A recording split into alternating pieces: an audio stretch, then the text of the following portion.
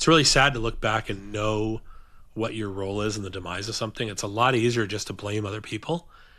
And it's, as I've thought about it more, I realized that I had a really big role in why it failed.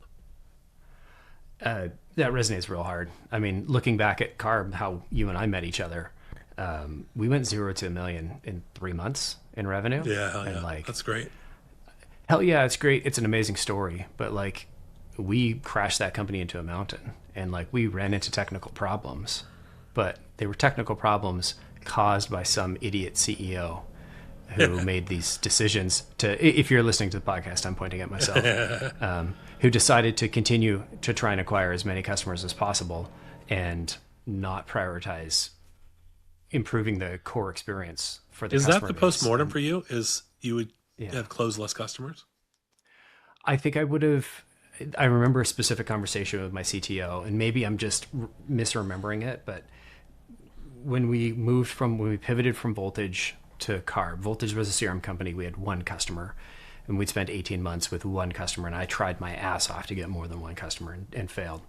And then I had read Predictable Revenue. I'd met Aaron. We'd been emailing back and forth, and I was doing that on behalf of other people. And I said, Preston, could we do that, but with Voltage? And he's like, yeah, I could hack it together in a weekend.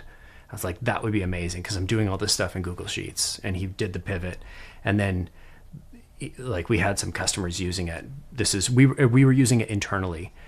And he's like, hey, the right thing to do here is for me to not just try and make this jank together off the CRM system. It's to start fresh and like, let me get you something in 2 weeks that's just built specifically to do this one thing, as opposed to we're only using 5% of the functionality. We've already got all this old code and this. Yeah. And I said, no, you can't, we don't have time to rebuild. You have to just go and move as fast as possible.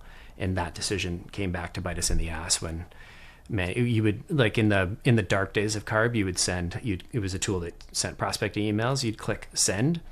It would take 2 weeks to send that email, because the server was just so bogged down with requests and queries. Like, we had a queue that was literally 2 weeks long, and we just couldn't move fast enough. And the alternative was spend $200,000 a month on our AWS bill, or like, we were already spending $20,000, $30,000, $40,000 a month on AWS. And it's like, we could 10x that and we could get through it, or we could have ideally gone back and rewritten that. And there were so many opportunities where I could have said, you know what, let's stop trying to take on more customers. Let's stop trying to push to compete against Lead Genius and Sales Loft and Outreach.